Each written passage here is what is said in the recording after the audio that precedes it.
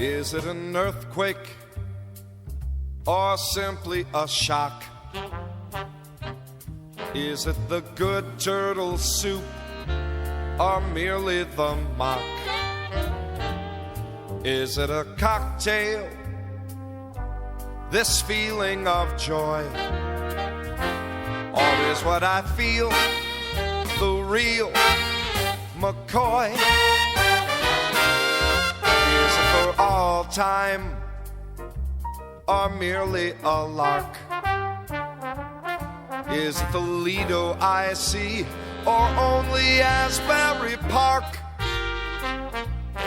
Is it a fancy not worth dreaming of? Or is it at long last love?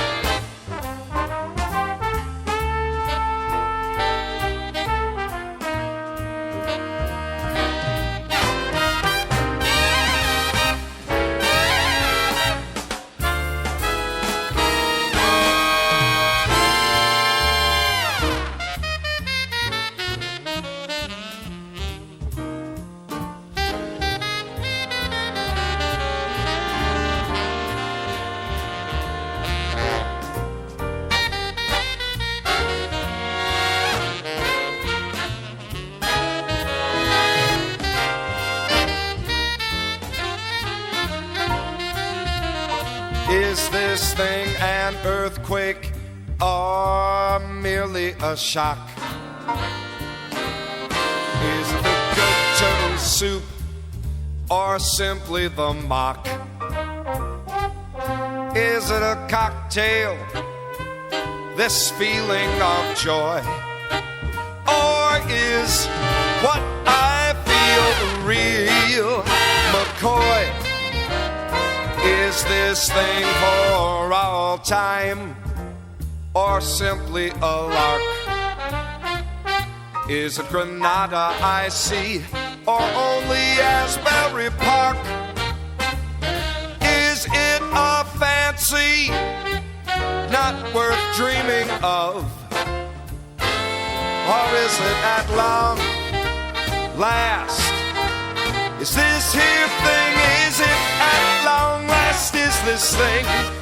Is it at long last, long?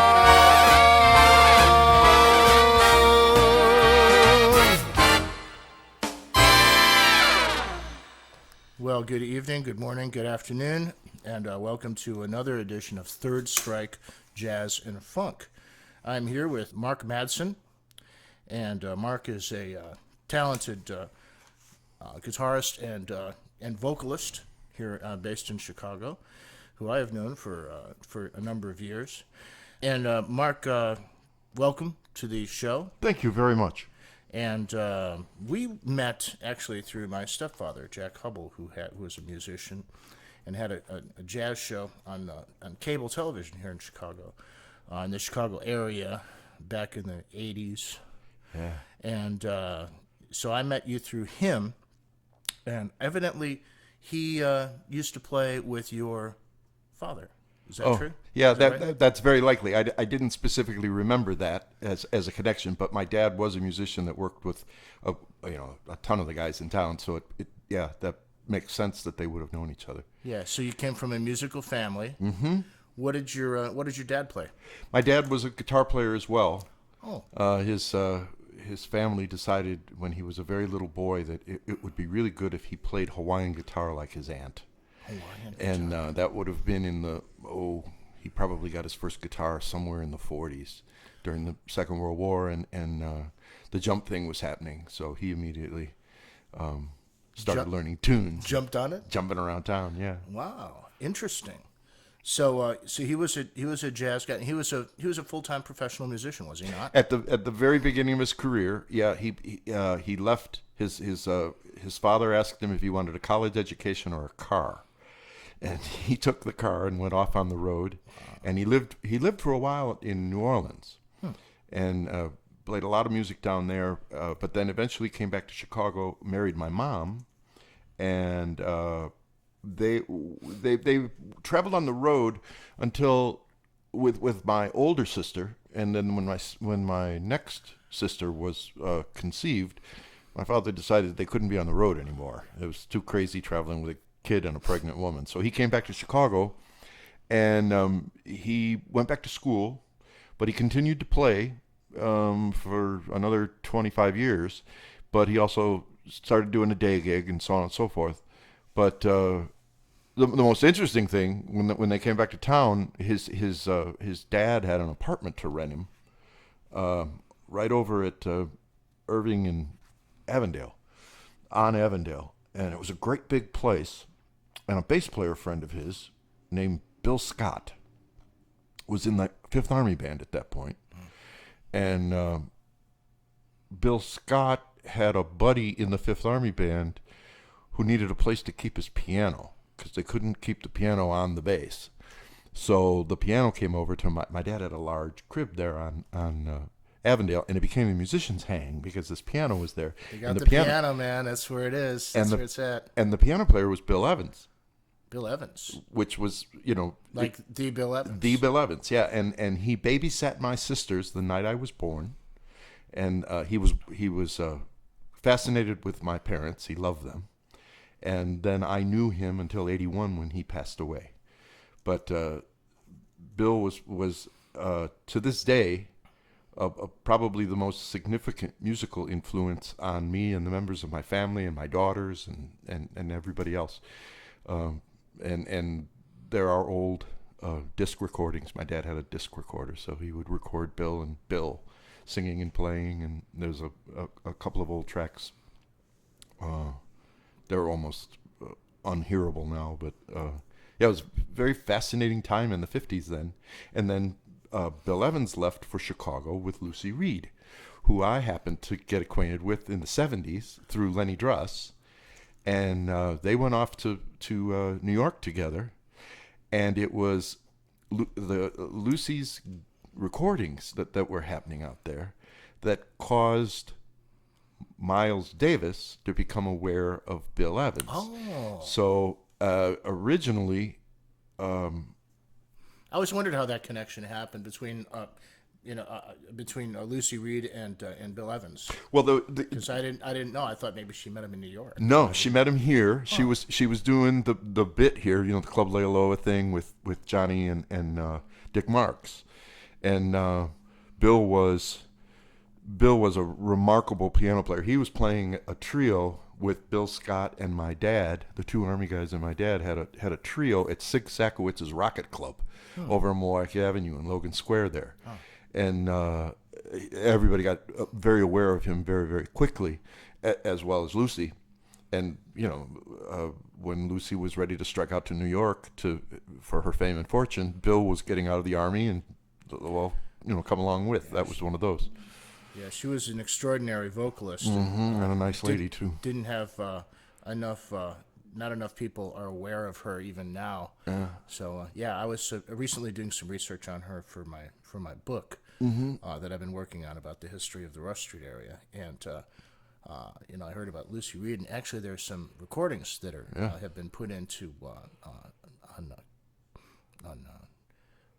they put some video with them, and put them online. So they're available, and I guess they're major label recordings, I think. Yeah, she had in the 50s, it was obviously far less difficult to get at least a small recording contract because they would record somebody and make a record just to see if it would sell, and the guys didn't get paid that much, so it was all done live, and so on and so forth. Just like now, they don't get paid much. Yeah, right. Some things never change. Yeah. But I don't know that I think I might have some Lucy Reed recordings amidst all my vinyl. I'm not absolutely sure. I know I've listened to it, and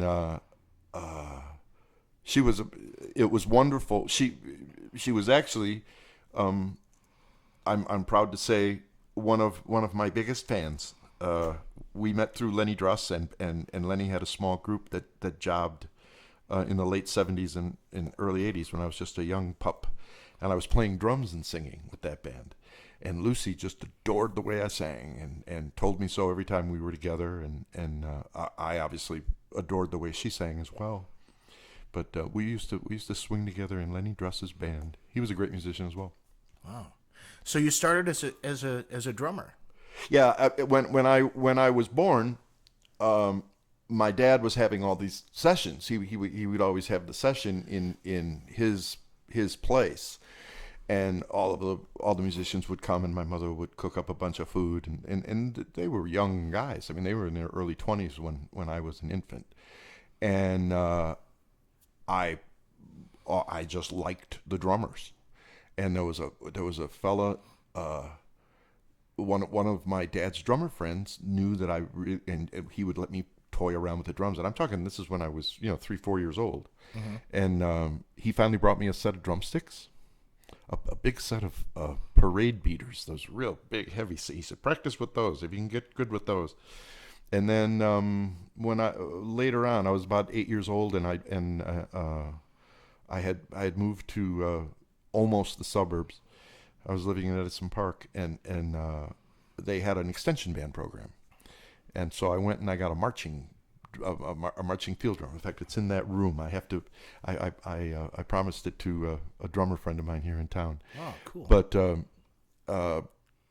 I love the drums. I thought I was going to be the next Buddy Rich, So I started playing drums, and then my dad, being a guitar player, I started jobbing with his band when I was a kid, and I did it on drums because he was playing guitar. So I sang and played drums.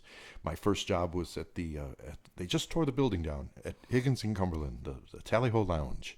3 nights a week, my dad had a quartet behind the lovely and talented, what was her name? Lucy? No, it wasn't Lucy Reed. It was it doesn't matter. But yeah, I started gigging full time. Well, no, whatever 3 nights a week would be called. We were there Wednesday, Friday, and Saturday, and I was 12 years old. I remember the manager, owner guy used to make me go sit in the liquor room on break. So he didn't want me in the bar, and all manner of strange adventures during that 2 or 3 year period that I was over there. But it was that era of Wayne Newton and young boy singers. So they played on that, and I was singing all those tunes. So you started singing early. Yeah. Yeah. Oh, that's great. And it wasn't my intention to be a singer. I mean, my intention was to be a drummer. I was going to be the next Buddy Rich. I wanted to play big band drums, which I got to do in grammar school and high school, and even a little bit in college. But everybody always wanted me to play guitar. I grew up with a unamplified guitar in the corner of the room, and wasn't playing folk music. Was playing standards and stuff because of my dad's musical background.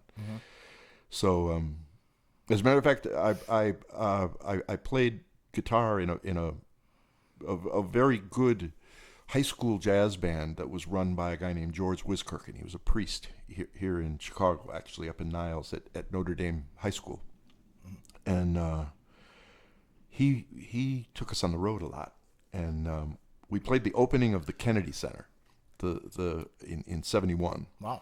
And they had 4 bands. They had our little high school band, and they had the Townsend State University Jazz Band. They had the Al Cohn Zoot Sims Rehearsal Band, which was the Time Show Band using a different name, and the Basie Band. And that was how they opened the Kennedy Center for the performing arts. So I got to be on that concert, but ironically, I spent one night in the Maryland Hotel in Washington, D.C., and as I was going to my room, there was an open door, and a man was sitting there and said, "Come in here." And it was Fred Green. And he told me he thought it was wonderful that I played guitar and that I didn't have an amplifier and that I should never let them put a microphone by my guitar. So that playing, I loved playing that way. I still like playing that way. I still have that guitar. Yeah.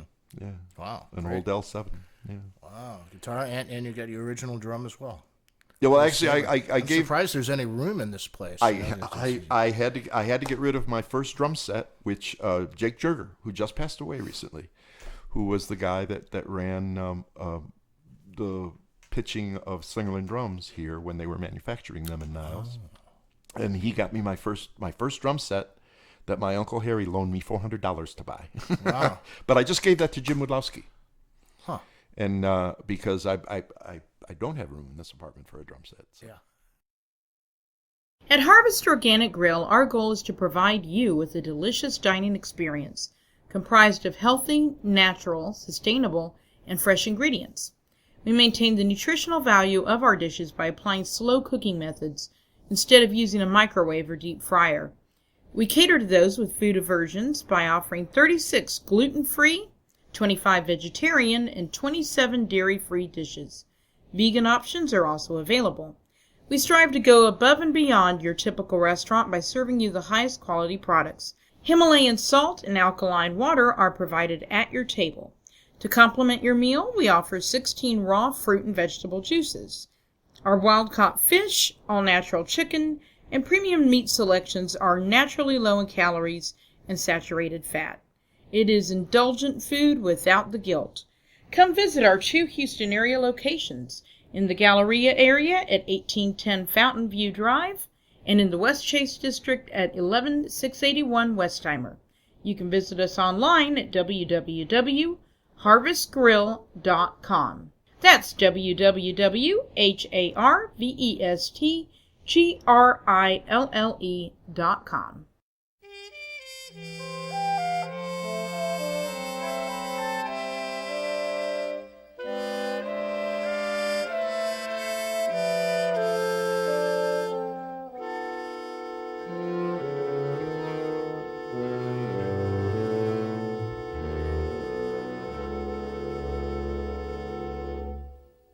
Old man sunshine, listen, you never tell me dreams come true. Just try it, and I'll start a riot.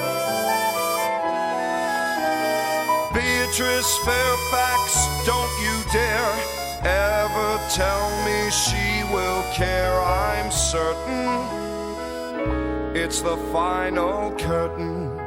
I never want to hear from any cheerful Pollyannas who tell you fate supplies a mate. It's all bananas.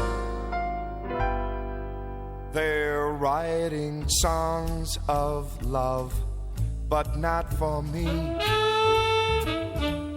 A lucky stars above, but not for me. With love to lead the way, I've found more clouds of gray than any Russian play could guarantee. I was a fool to fall and get that way. Hi-ho, alas and oh, so lack-a-day. Although I can't dismiss the memory of her kiss, I know it's not for me.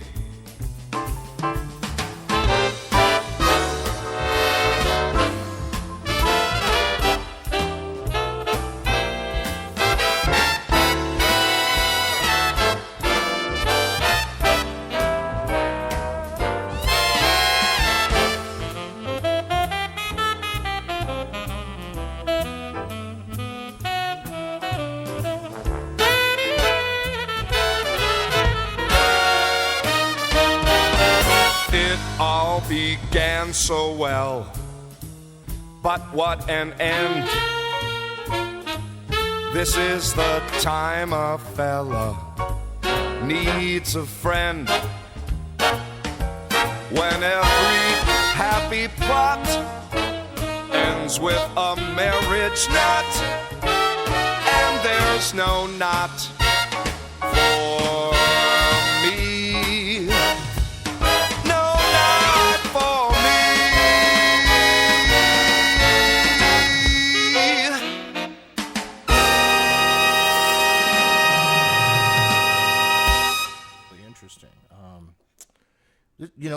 Bringing us, I was mentioned Rush Street before. I know that you played a lot of places down there. I had off and on 17 years working all kinds of jobs, including as a musician and as a DJ and any manner of things that one can do down there. And during that period of time, I had the occasion to hear you numerous times in various clubs, and always enjoyed listening to you, and always enjoyed our repartee, and I would like to know how you got involved in some of those clubs and some of the places that you played. I mean, I know some of the places you played, but maybe there's some things that I don't know. Tell us a little bit about your Rush Street experience and how things changed over the period of time that you were there. Did you start working in the 70s or early 80s there? No, I didn't get to Rush Street until the 80s. Okay. I was jobbing in my father's band up until the time I got out of high school. And when I got out of high school, I started playing with lots and lots of different people, doing lots and lots of different things. And then I went out on the road for a very brief number of years and got married and came in, and kind of a similar thing to my dad. Didn't want to be on the road with a wife and a kid. So I didn't have the kid yet, but I knew that the wife at you the were time, practicing at the time. Yeah.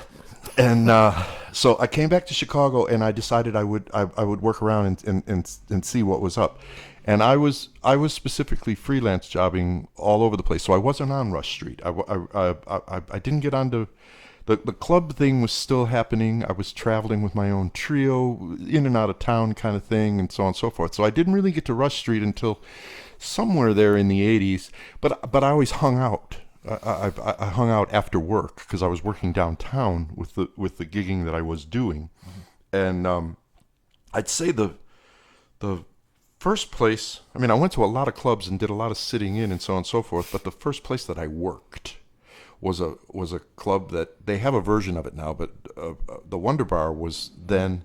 I used to go to the club that it was. I can't remember what it was called. The before Domino that. Lounge. Yeah, I used to go into the Domino with John Frigo and Joe Vito, and we the guy that used to play piano, and I can't think of his name, but we would go in there after work and tip a few and listen to him, and then I think The guy that was there, the comedian guy. yeah, the piano player. It was Frank Penning. That's it. That was Frank Penning, and I haven't seen Frank for years, but we became acquaintances. And because he and Joe and Johnny were all thick as thieves, they all knew each other and were bad boys together. And so I hung out a lot in there, so I knew where the club was. And then I went there one time and it was gone. And the Wonder Bar shortly followed. And I just started. It was sort of traffic pattern habit, I started. Used to go in there and getting what you need and. Yeah, those were adventurous days in the late. I guess Wonder Bar would have been around 89 or 90, 91, somewhere in there.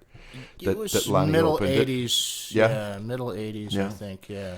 So maybe even early 80s. Yeah. Because I remember going there, hanging out with Kimberly Gordon. And she was working there as a waitress, and we were working together at the Drake Hotel. And I was working there as a captain in their fine dining. Oh yeah, room. Yeah, and they closed the room, and they said, "Well, we're going to be closing the room," and that's how I got into doing DJing. Which room were you in? It was the old Camellia House. Yeah. But at that time, it was called the Avenue 1. Yeah, It was amazing being there because there was still people that in that pattern that we were just speaking about would be in their 80s and come in and they'd have dinner. And at that time, the Drake had enough sense to say, well, we changed the name of the room, but let's not mess with the formula too much. So they had a band, and people would come and they would dance and they would dine, and they would serve old school things like Chateaubriand, tart done tableside, Caesar salad from scratch in the big bowl, and Bananas Foster, Flaming Desserts, Cherries Jubilee, things like that. So I was there for 5 years, and Kimberly Gordon was working in the Palm Court, and we became friends. And then when she went over to the Underground Wonder Bars right as down a the waitress, street. I became a DJ on the Rush Street area. Right. So we stayed friends, and we're still friends. And I just saw her the other night at the Tommy Milner's jam session. Oh, yeah. Yeah. I hope she's doing well. She's doing great. We Yeah. did a show together, oh boy, it must have been sometime last year, over at Main Stage together, and that's the last time I saw her, I think. I might, or maybe I ran into her at a Wonder Bar reunion. I don't think I did, but Yeah. we had a lot of nights together at the Wonder Bar, because I remember somebody telling me that I'd been there. I'd been singing in there at the point where I left for 15 or 18 years or something, and there'd been a couple of times where I had taken some time off, but I pretty much did it every week. And I'd have the trio sometimes, and I'd do it by myself sometimes, and I'd do it as the duo. I ended up doing it as a single. But the other thing, when you mentioned the Camellia Room, Camellia House. Camellia yeah. House. When I was a kid, because I had my little tuxedo on and we were gigging downtown, I used to be able to go in those rooms and see marvelous entertainers. I mean, I remember going in there and seeing Peggy Lee and oh boy, just not so much at the Camellia House, but all the rooms downtown that had the marvelous entertainers. Chez Paul. I mean, I'm sorry. Chez Paris. Yeah. Chez Paris had stuff, and London House, Empire House, and Empire Room, and Empire. Yeah. Yeah, I was so lucky, Mr. Kelly's. that my dad worked it out with the maitre d's there and stuff. And once I turned 16 and I could drive, I could go by myself, because they were used. Wow. Even though I was underage, they knew that I wouldn't drink, and they knew that I would just come in and listen to the music and drink Coca-Cola and leave. So and that carried on, because my dad had gone to work with his day gig for a guy that owned a seventh of the Tropicana in Vegas. And so he would go to Vegas all the time. I would go out there, and of course I couldn't gamble, but I could go see all the shows and had the right attitude to get into all the rooms using all that.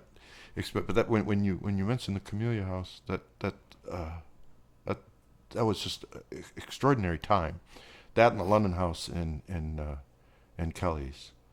Wonderful musicians. I think how different the world would be if young people were still going and listening to that sort of talent on a casual, take it for granted basis. Yeah.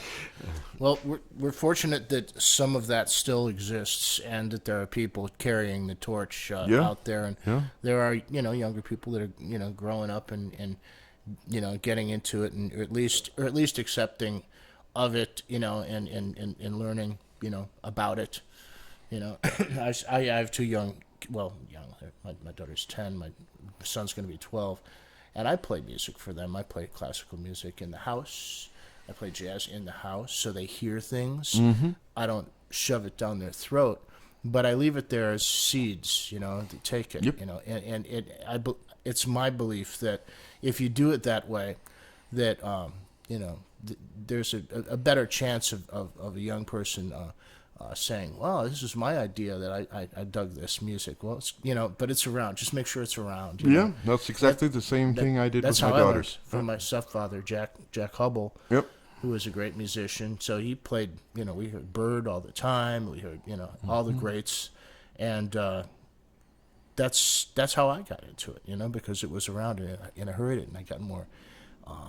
It got into me, and of course, my mom played jazz records when I was in the womb as a baby. So I knew about that stuff all my life. I heard jazz, so it's always been with me, even though I've dug different forms of music.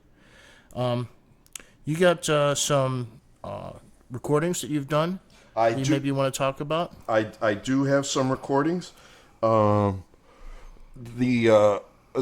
Probably the apex of those efforts were in 1995. That's some 20 years ago. It's probably the most significant recording I made.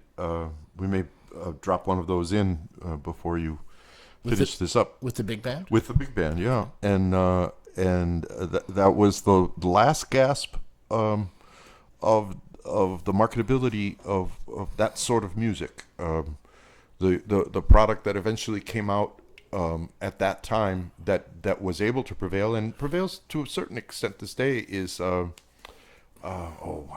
spacing on his name, but he's the popularist now of that style. Yeah. There's a couple. Michael Bublé. Michael Bublé was primary exponent of that sort of business. Yeah, and he was the cat that came out of that. Took the with torch the from Harry contract. Connick Jr. and that sort of business. Well, the interesting thing I don't was, know why they think that there should only be one. Come on. By the time those products were being cultivated, I started building that product 30 years ago. I mean, it was something that I always wanted to do because I'd always done big band music since I was a kid, and it's pretty remarkable how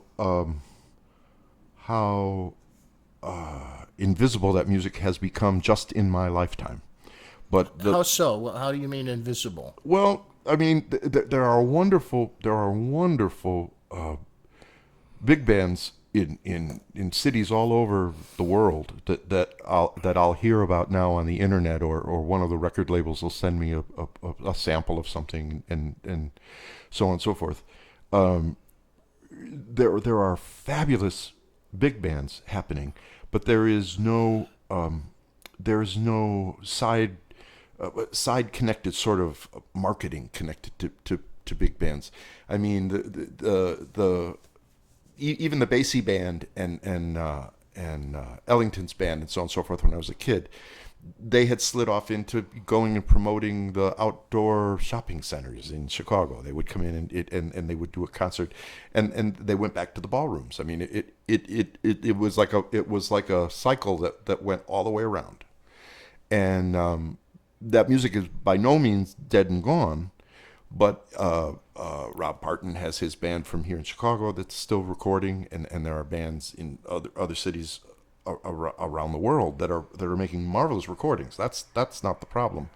The economic viability of those bands is definitely a problem. Yeah, how are you going to take that on the road? Yeah, right? and there's there's not enough venues. B, there's not enough interest. There's not that many people who understand that's an exciting entertainment evening. The model for entertainment has so radically shifted that those sorts of entertainment values are not commercially viable anymore, and it's sad, but on the other hand, I think the musicians that do prevail and the musicians that are doing the work now are less distracted by the business. I mean, obviously, it's probably overall a larger economic struggle. I know that in this, I'm about to finish my 50th year in my career, and I've never had the economic difficulties that I've had in the last 5 or 10. I've always been able to work. I've always been able to perform, and without any star status or anything like that.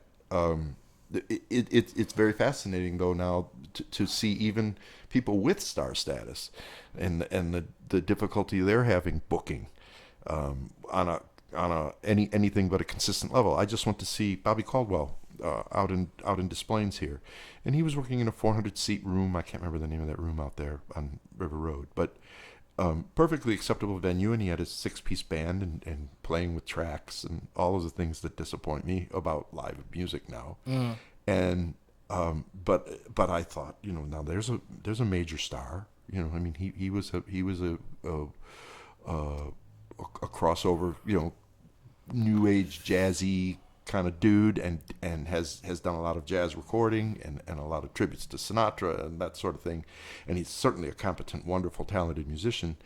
And it isn't that he's any less talented or any less able to sing and play. It's that is not something that the secondary marketing can support. So maybe that will change. I always hope that it will change as everything cycles around. But I find that in some ways, I'll go back to the original point. I think some ways the music is getting even better because of it.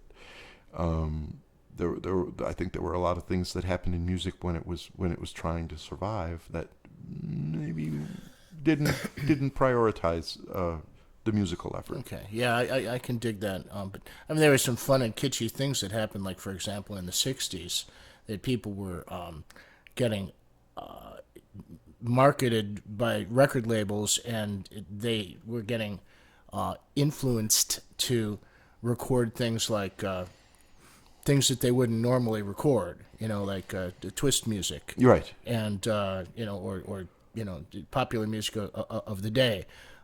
Doing Bob Dylan tunes, for example. Yeah. Or, Yeah. So, hearing Mel Torme doing Times They Are A-Changin' or something, or something that would, you'd hear, when you get some of those Dusty 60 records and stuff. And it's great. Some of it's really fun. Yeah. You know what I mean? But obviously, when you hear certain things like that, it's obviously not a ploy, but the thing that the record label said, hey, try this, let's put some twangy guitar in there, or let's let's do something that the kids are gonna like. Yeah, well, and the marketing efforts relative to music have always affected it in positive and negative ways. I mean, depending on who the producers are and what the thrust of the people moving the product and the popularity, and some of it's just random chance. It's certainly nothing to quit listening to music about. Yeah, well, I think some of that stuff is really fun anyway. Yeah. So the big band we're talking about is the City Lights Big Band, right? Well, the City Lights Big Band came much later. That came in bits and pieces at the. I worked with the Joe Vito Big Band, which was a product of the McDonald's Corporation. When I first, that was around 1980, and I worked with Joe full time for about 15 or 20 years. And at the beginning of it, we had a full 20-piece big band that was working many corporate dates on a regular basis and traveling, and it was wonderfully musical. That gradated into John's connection with or Joe's connection to Johnny Frigo, and we got into again as that business faded.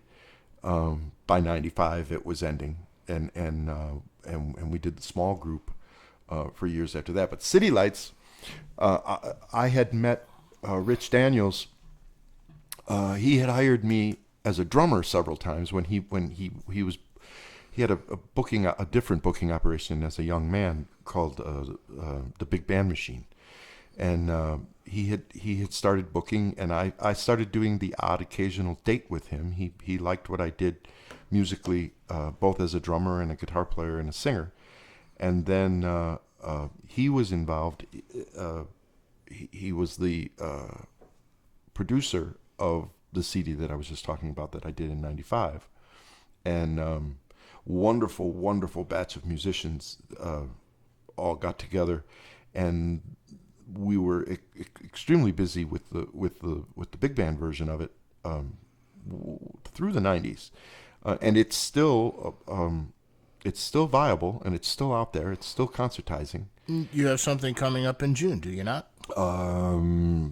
If you know about it, you may know better than I. Something coming up on June 1st, I think. Okay, maybe? It could very well be. I know I have stuff booked through the spring. In fact, I have stuff booked with them all the way till the end of the year, and in various aggregations of the orchestra. Sometimes the City Lights is a 10-piece pop band, and sometimes it's a 35-piece pops orchestra. Sometimes it's it can be a very small group. It can be a quintet. It is sized for the event that it is plugged into, but it's still a marvelous collection of people and great musicians and singers. Okay, sounds good.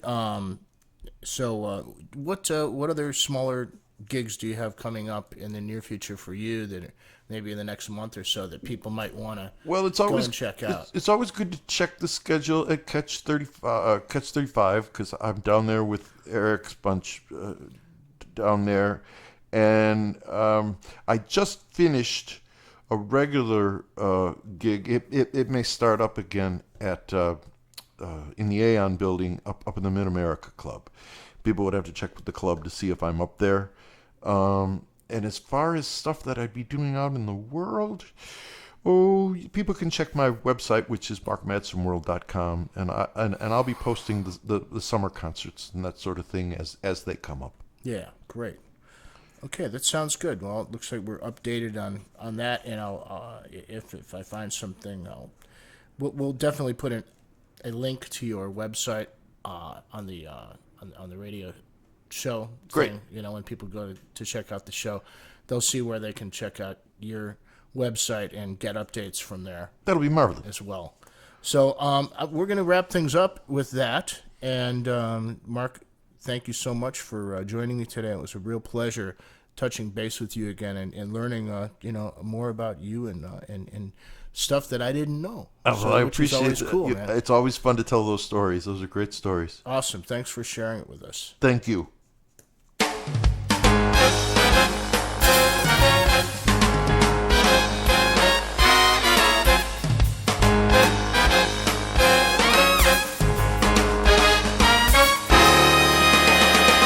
Say it's only a paper moon sailing over a cardboard sea, but it wouldn't be make-believe if you believed in me. Yeah, it's only a canvas sky hanging over a muslin tree, but it wouldn't be make-believe if you believed in me. Without your love, this is a honky-tonk parade. Without your love, it is a melody played in a penny arcade. It's a Barnum and Bailey world, just as phony as it can be. But it wouldn't be make-believe if you believed in me.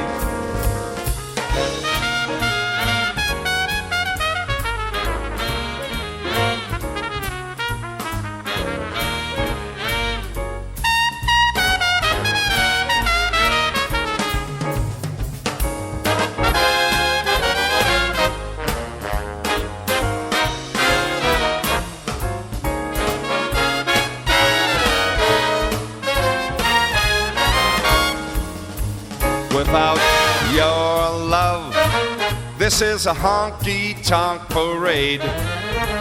Without your love, it is a melody played in a penny arcade. Well, it's a Barnum and Bailey world, just as phony as it can be. But it wouldn't be make-believe if you